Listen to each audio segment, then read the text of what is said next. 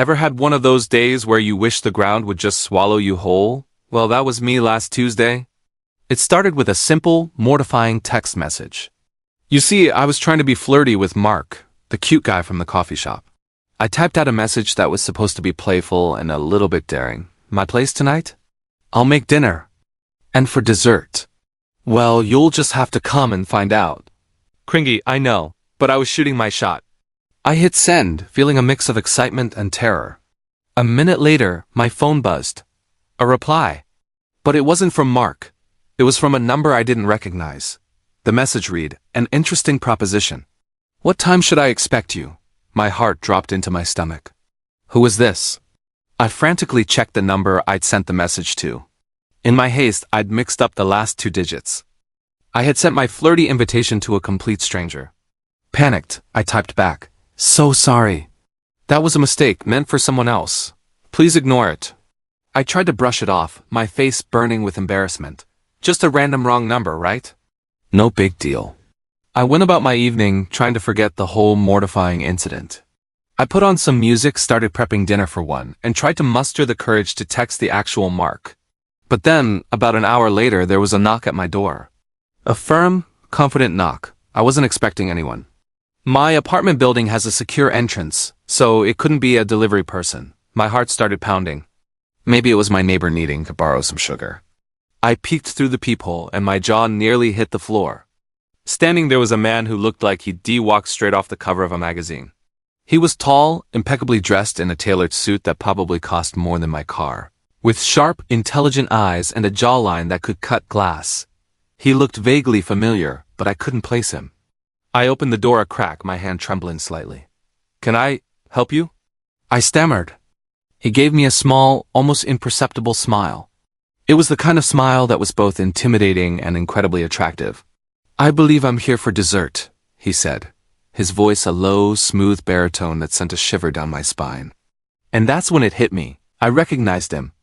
Not from my personal life, but from the cover of Forbes magazine. This was Alexander Sterling, the notoriously reclusive and ridiculously successful CEO of Sterling Industries. The billionaire tech genius, and he was standing at my front door. I just stood there, speechless, my mind racing a million miles a minute. How? Why? The text message. He was the wrong number.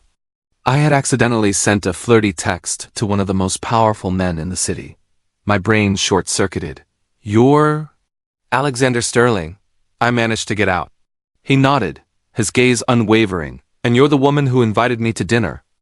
I was in the neighborhood, and your offer was too intriguing to pass up." He wasn't joking. He was completely serious. My tiny, slightly messy apartment suddenly felt microscopic. My half-chopped onions and sad-looking chicken on the counter seemed utterly pathetic. "It was a mistake," I blurted out, my cheeks on fire. "I'm so sorry. I sent it to the wrong number. I was trying to text someone else." He raised an eyebrow, a flicker of amusement in his eyes. "A mistake? That's a shame. I was looking forward to it. It's been a long time since anyone's been so direct with me." He didn't look angry or annoyed. He looked intrigued. And there was something about the way he stood there, calm and collected in the middle of my chaotic life, that was utterly captivating. "Well," I said, trying to regain some semblance of composure, "I'm just making pasta. It's nothing fancy." A beat of silence passed between us, the air thick with unspoken questions. Then, he did something I never expected. He smiled. A real, genuine smile this time, and it completely transformed his face. "Pasta sounds perfect," he said. "Do you have any good wine?" And that's how I ended up having dinner with a billionaire I'd accidentally sexted. He stepped inside, took off his expensive jacket, and hung it on the back of my wobbly dining chair. He then proceeded to roll up his sleeves, revealing a very expensive-looking watch, and started expertly chopping vegetables while I stared, dumbfounded. He was surprisingly down to earth. We talked for hours. He asked me about my job as a graphic designer, my passion for painting, and my ridiculous collection of novelty mugs.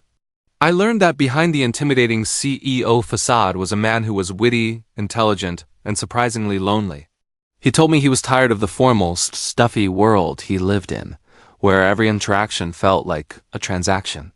My accidental, embarrassing text message was, in his words, the most real and refreshing thing that had happened to him all year.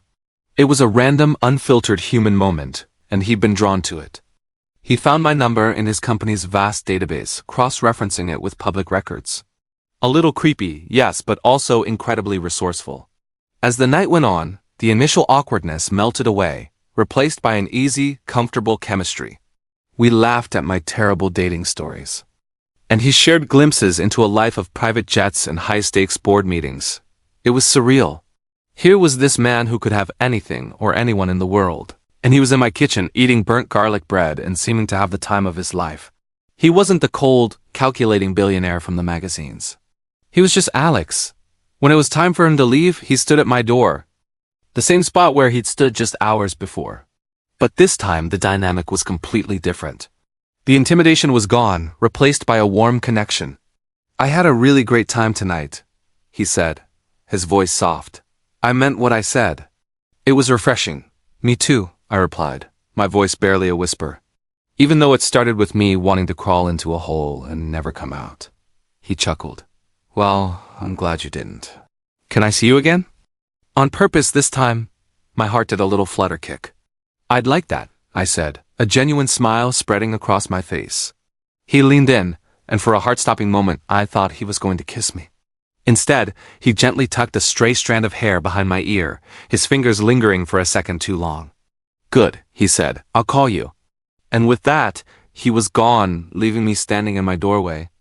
My apartment smelling of garlic and a very expensive cologne. My life had just taken the most unexpected turn.